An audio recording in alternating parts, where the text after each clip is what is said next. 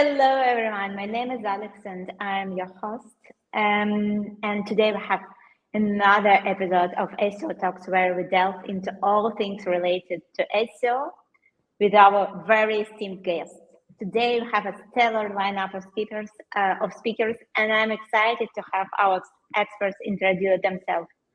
Hi, Nick. How are you doing today? I'm doing fantastic. Thanks for having me. Could you please introduce yourself, right, so our listeners can learn more about you? Yeah, my name is Nick Jordan. I'm the founder of Content Distribution, Cluster AI, Workello, and the Fat Graph Content Ops community. Thank you, Nick, for joining us today.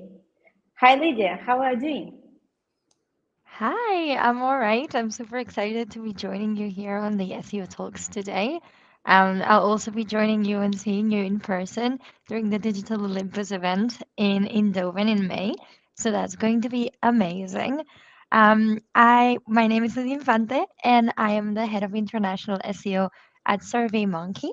I've been working in SaaS in the past. I've worked for some CMS companies, agency side, so and so and so. So I'm really happy to be here and discuss what the future of SEO is going to look like, because I think we all want to know. Thank you very much for joining us, Lydia, today. And hi, Patrick. How are you today? I'm doing great. Can't complain. Beautiful. So I'm Patrick Rice. Yeah, cool. I was about to ask. Sorry for interrupting. No, you're welcome. I'm Patrick Rice. So I run an SEO agency in the States. We work with a lot of e-commerce brands, as well as some SaaS companies and local companies too. I focus a lot on technical SEO, link building, all kinds of the nerdy stuff. So we'll have some fun conversations, I'm sure. Cool. It's great that you also have background in link building, right? So we have something in common, right? Yeah. We had a great call one day about link building. And I actually learned a lot on that call just from talking with you. So yeah. Yeah, thank you very much, Patrick. Hi, Olga. How are you Alex. doing today? Hi, I'm doing great. Awesome. It is raining a little bit here, but it's raining cats and dogs, but I am doing fine.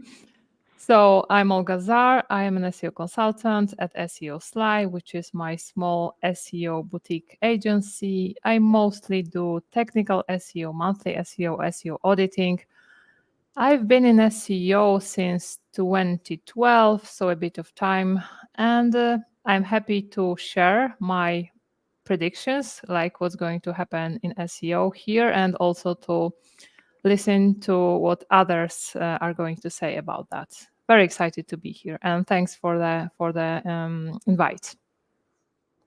Thank you very much, Olga, for joining us today. Well, everyone must probably agree that a lot of things have changed in SEO. Well, I just wanted, because I always can't remember the exact number, but maybe you can refresh, right, my memory. How many Google Alga updates did we have last year? So 5 plus, 10 plus?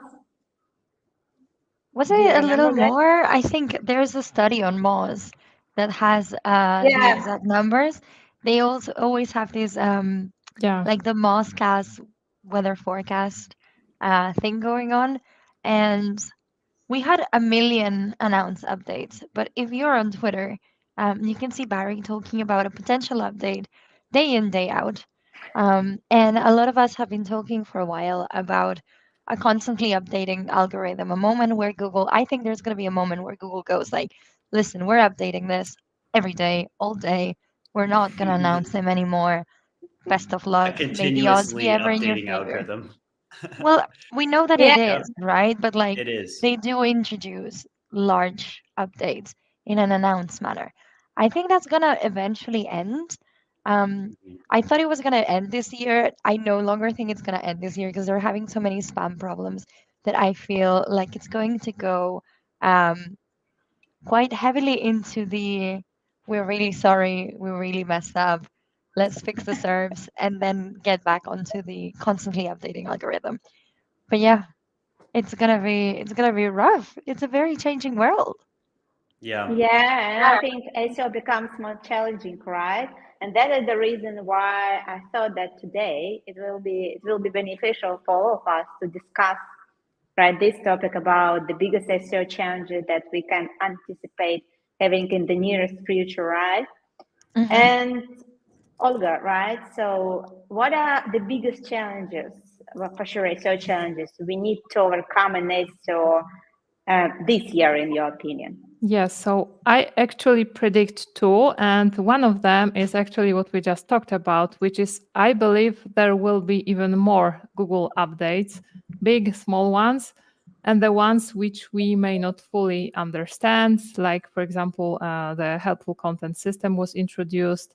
It was described what it is, but we still cannot really, at least I cannot really fully understand it. So I believe there will be more similar updates because Google now is facing even more spam, and a lot of this spam is coming from AI, the spread of AI articles and different uses of AI tools. So I believe there will be more updates, and I still believe they will not necessarily be doing what they are supposed to be doing. So a lot of legitimate sites may suffer because of them. They, for example, will get filtered or something, or they won't rank where they should because some spammy sites may still be outranking them. So this is my first prediction.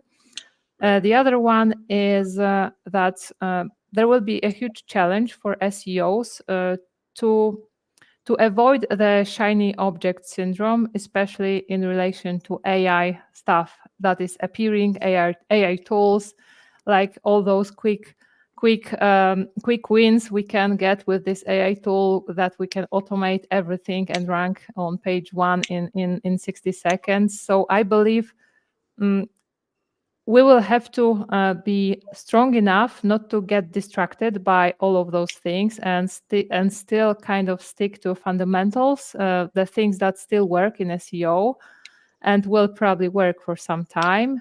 But on the other hand, we will still have to have, I believe, open minds enough not to totally ignore new things appearing, because maybe some of those new things may actually become important in the future. So these two are mine.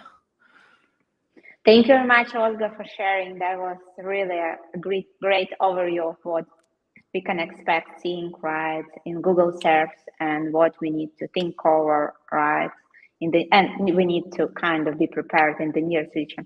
Nick, what do you think? What will be your? Yeah, I think there's three kind of big risks that I see, and they're all due to AI. The first is the rollout of SGE. Is it coming? Is it not? If it comes, a lot of people are predicting it's going to reduce click-throughs to the website. You know, things like what is email marketing that doesn't require expertise to answer, you know, might not see searchers click through. So the second thing I think is going to be a risk in 2024, but also moving forward, is, you know, Google, like you guys said, lots of Google updates, while Google tries to figure out how to deal with the increase in AI spam. You know, all of these AI tools are launching one-click generators for thousands of articles. I think the most recent helpful content update and Google de-ranking niche sites was in response to that. And then the third, I think, is, you know, whether will people continue to Google?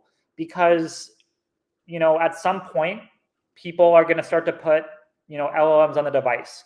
Microsoft's now making keyboards come with an AI key to launch AI from your operating system. I think Apple's going to do something similar.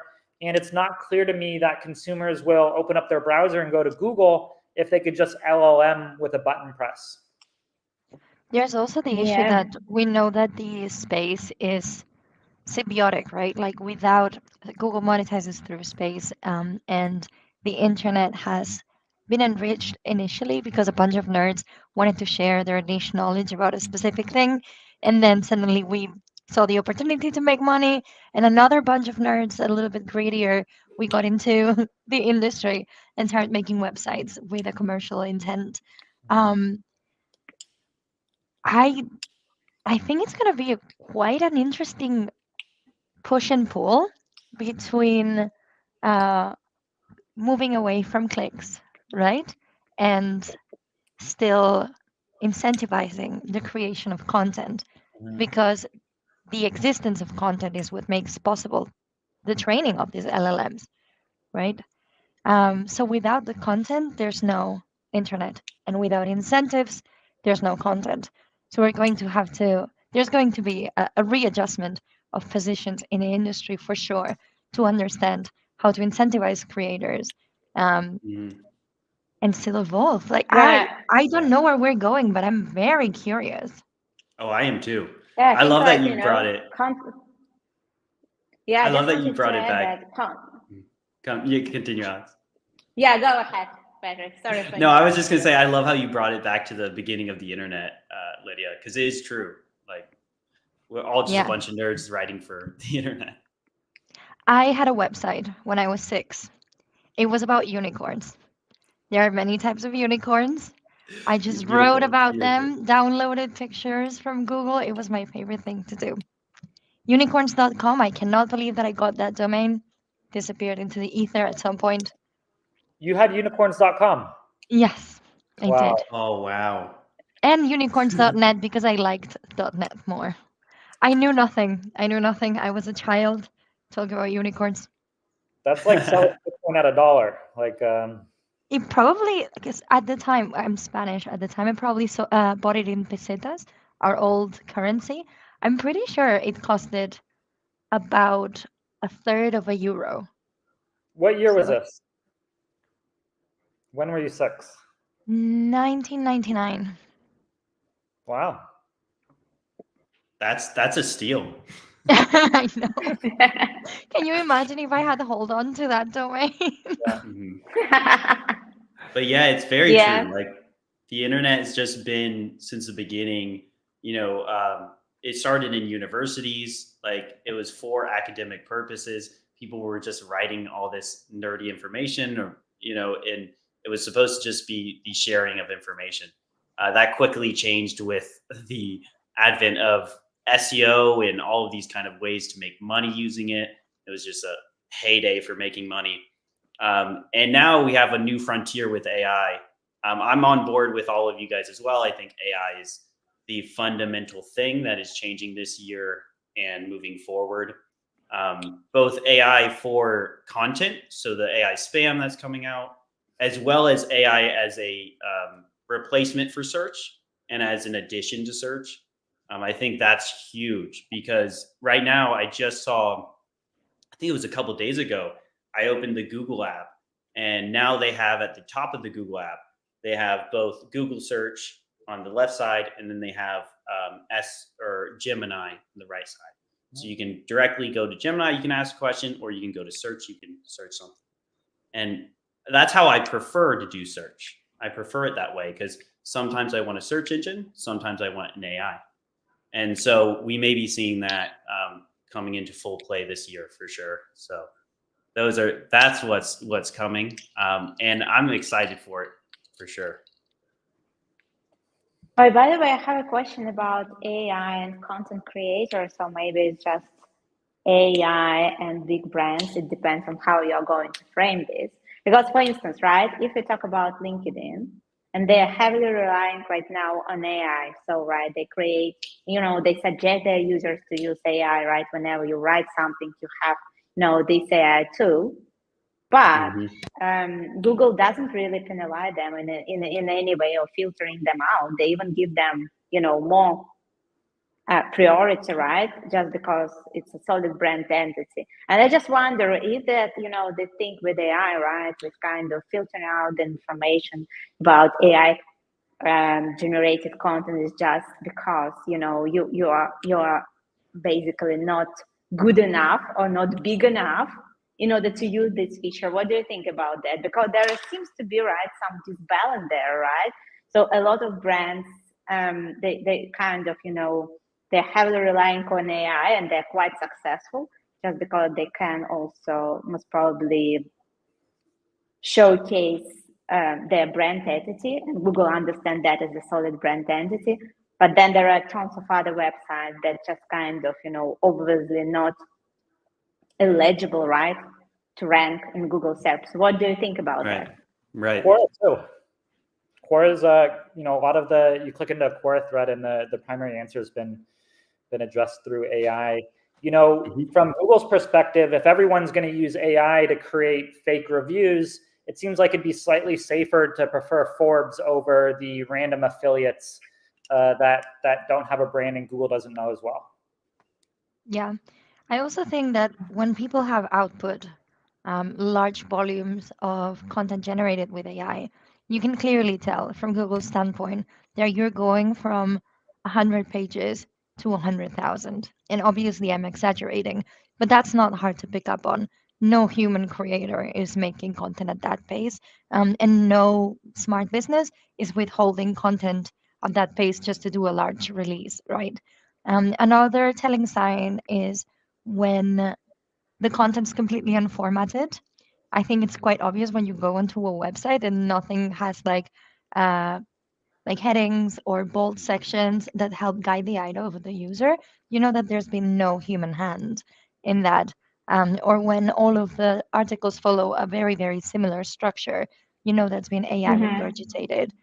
So if I can tell as a human, I'm sure at scale with massive data research and data scientists resources, they can tell too. What's interesting about what you were mentioning, Alex, about the entities is that a lot of the functioning of LLMs, and there's an excellent guide written by Brittany Mueller about how they work, is how likely is one word to appear next to the other word. If the name of my brand is likely to appear next to the name of my product, those two entities are linked more strongly in the model, in the language model. Therefore, my brand is more likely to come up if the name of the product is mentioned. And at the end of the day, that brings us back to brand building, because brand building has been the thing that we've tried to kind of hack historically with SEO. We've tried to hack authority. We've tried to hack how much we know and how much content we offer by getting writers at scale. But at the end of the day, it was the trust in the brand and the knowledge of the brand that was what built Google in the beginning, what made it a different search engine to the stuff that was out there, because it repurposed the citation model from academia. So I find it funny, kind of like a circle. At the end of the day, we're going to have to go back to brand, to smarter brand building with an SEO next to you, holding your hand and telling you to, instead of sending a PDF or posting a PDF to your website and sending it to the New York Times, maybe make it a page, you know? Yeah. Yeah. And so I'm curious what you guys all think about AI content and the strategic use of it in your SEO campaigns. Because as you mentioned, Lidia, you need to have user experience. And Nick just released a great video on this. Like, user experience, I think, is the direction Google is likely going to head in, even more so than it is now. And with just, instant AI content, user experience is likely not going to be amazing.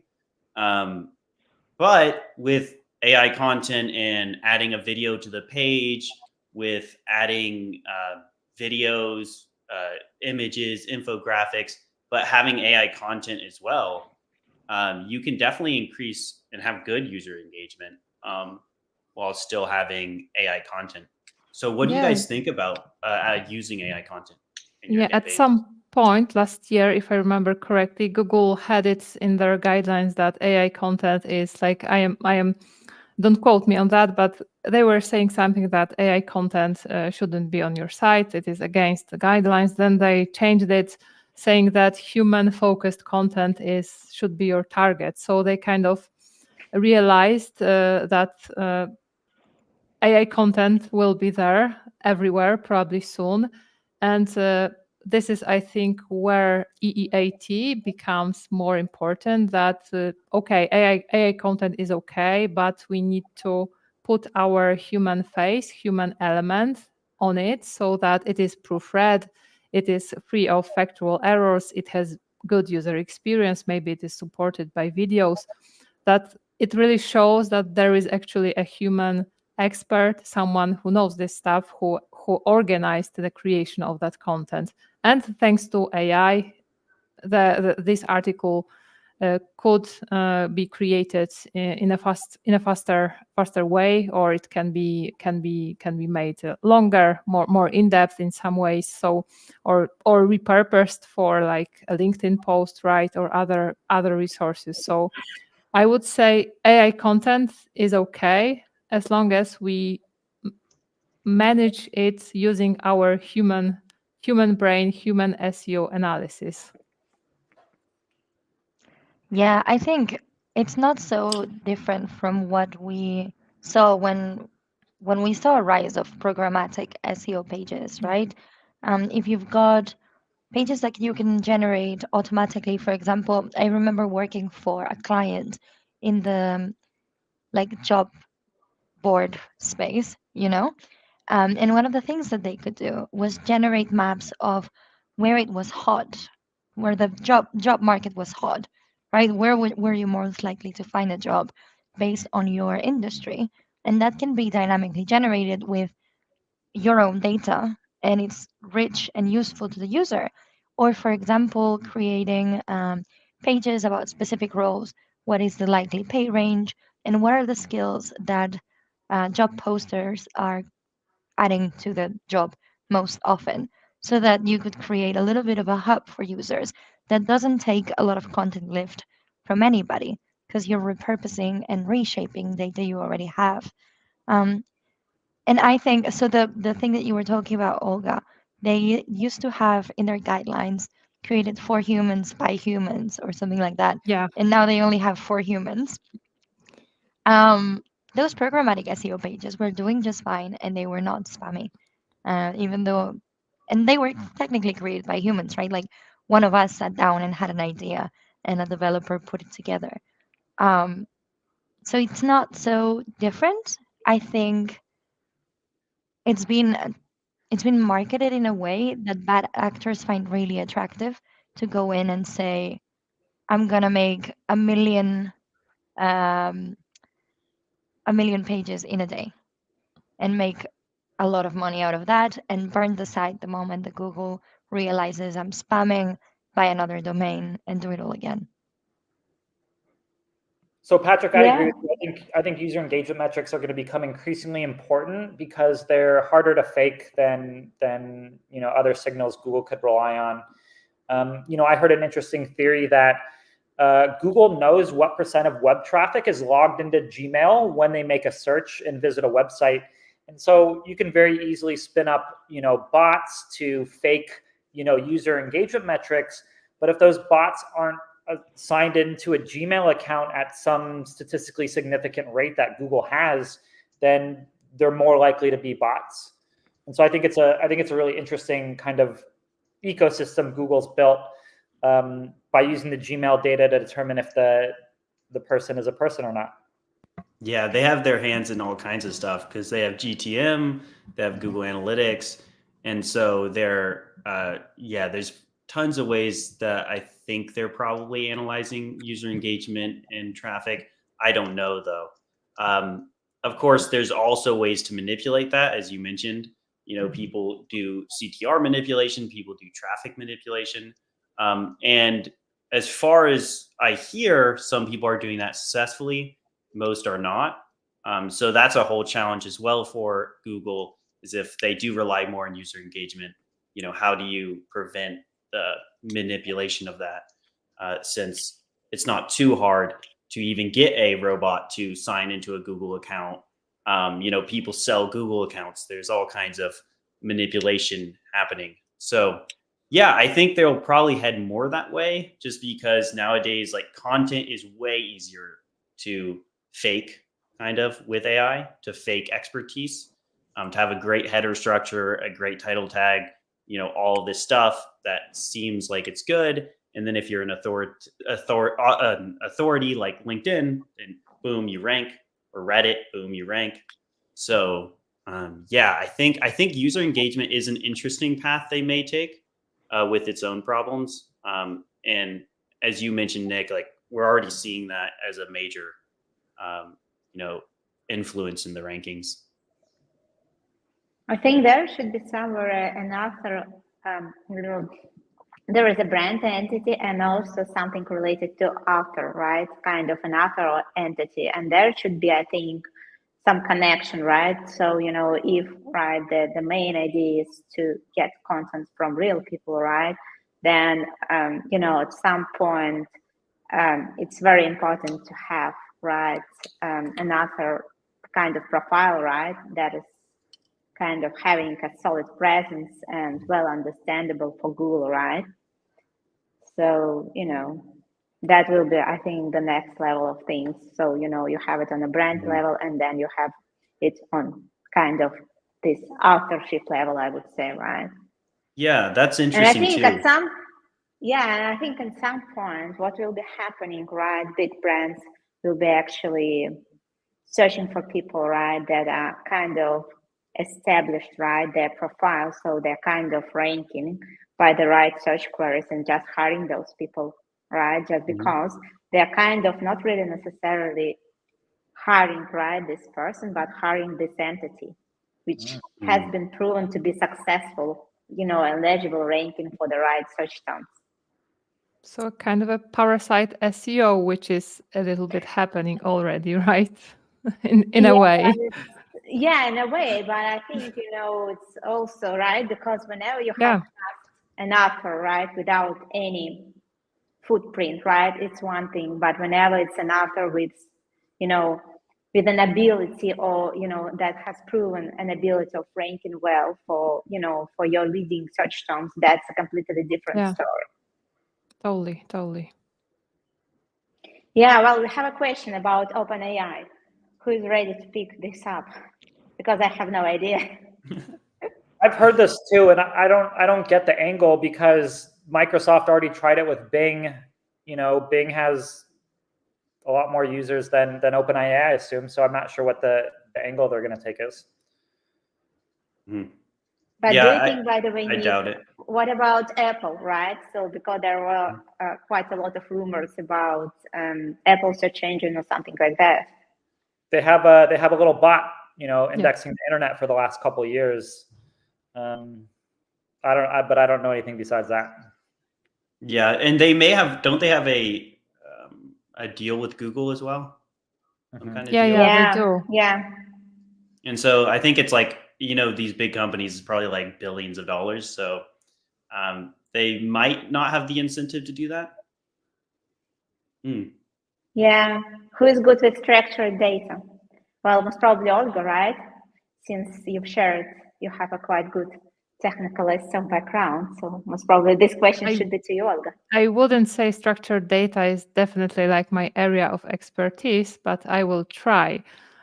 Is structured data becoming more important to classify data? So generally, I think structured data is yet another way of telling search engines what you actually mean on your website, what you are talking about, saying it very specifically by, for example, connecting specific things to entities in Wikipedia or defining what you're talking about. So I believe this is very important, because like even recently during those Google trials, there was Google admitted that they do not really read the page, that they do not really understand what's on the page. So in that context, I think definitely if we have another way of feeding Google with useful information, then we should definitely do it. And there are lots of people who rank websites only with structured data for testing purposes, and it works. So definitely I would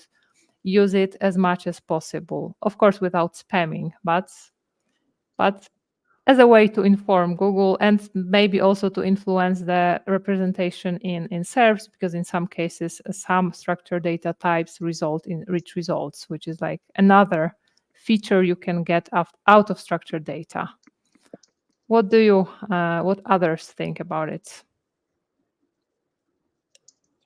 Well, with AI, it should only get easier for Google to understand kind of data, even without the structure. But maybe there's an argument to be made that it's expensive to use AI on every page to kind of absorb the meaning, and so if you can make it cheaper for Google, it's generally a good thing.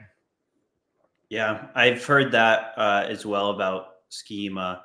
Is that since you're just giving the core information so quickly, it has the whole, because core A has that whole reduce cost for Google sort of principle. So I think that can be a benefit. Yeah, and I believe Index Now with Bing is also a way of saving their resources. They do not like go and crawl the entire internet like Google. They'd rather crawl what you ask them to do. So this is also like a way of saving their processing power and resources. Right. Yeah, I think a lot of the times we've thought that Google was almost like omniscient, just because like we didn't realize if indexing the web, you can't spend that much time on every URL. And so, yeah, theoretically they could do all these calculations, but whether it's going to make sense for them to is another question. I also feel like the way that Google has communicated with SEOs as their stakeholders to an extent is very political, because we have been proven to ruin the internet, right? You'll give us this much and we'll spam the out of it. And then Google takes it away. So, like they did with the FAQ results, which are now limited to very few websites, I think what they say and what is, and I don't want to be like the type of SEO who's like, oh my God, Google hides things. But Google communicates what they can to the extent where we're not going to ruin the internet as a result. I kind of think Google is more or less just a lot of cases they're spreading propaganda. So I don't really trust too much of what they say. And I think we saw that a lot in this trial hearing where it released all the information that they've been saying for years is not the case. Yeah, for instance, links are not important, right? Links are not important, and then they straight up in a presentation with cute graphics too. Like they give you the little cartoon characters as well. Say the main principles are on page, pretty much like heading structure, anchors, backlinks, as well as internal links, and user engagement. And they've been saying user engagement is not a factor for almost ever. So, yeah. Yeah. But links, so the on-page part is something that, I love that image. The links part is something that, brain fart. The on-page part is something that should be quite easy for everybody, right? Like there's some sections that you optimize. You put your keyword in there, but not too much. And you should be good. It is the user engagement part that's more interesting to me, because my background is in psychology. And actually my thesis at the end of my BSc was on psychology of persuasion to click online, where I did a study on different types of titles and the factors that contribute to them getting a higher or lower CTR. In that case, it was on Facebook at the time when Facebook was relevant for publishers, and I was working for a publisher. I already aged myself earlier when we were talking about unicorns, so it's all good. What I'm trying to say is knowing what users want and pairing that with what your company needs is going to be the trickiest part. We can hire experts and agencies to do the link building for us. It is not my point of expertise, so that's what I would do. But understanding what the company does and what the user wants and how these two come together is what's going to be trickiest and most essential for success in the coming years in SEO. Users want value fast. Users want to get their job done fast. Companies want revenue. How can we get both things at the same time? We all know the example of recipe SEO, where they tell you the story about their grandmother that invented pizza. You know, we don't care. We want the ingredients and the instructions, and they want you to see all of the ads and monetize their content. So trying to find where those two come together in creative ways is going to be the biggest driver of SEO success or marketing success in the future, in my opinion. So it doesn't only come with being very strong in terms of empathy towards the user and heavy user research. What's also going to be key is being very knowledgeable about the business model in which your business operates, and being quite closely in communication with your finance team, your sales team, whoever is the key stakeholder in the money department, to understand how they make money precisely. We all understand to one extent, but precisely. Yeah, connecting it to the business objectives. Exactly, which are not always revenue, you know, like depending on where your company is at, you might be a startup that has a lot of VC money to spend and your target is growth. And then they're not that bothered about profitability at the beginning. So you're not thinking that much about revenue, you're thinking more about brand awareness. As long as you understand that how the business is going to make money is by proving to VCs that there's a market fit, spend all the money on market fit.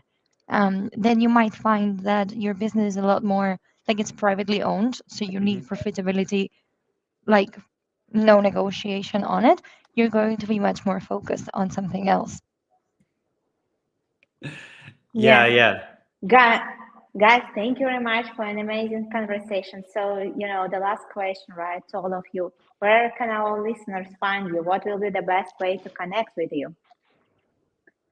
So, Lidia, you will be the first one. Okay. You can find me on LinkedIn. My name is Lidia Infante. Just Google that and I'm there.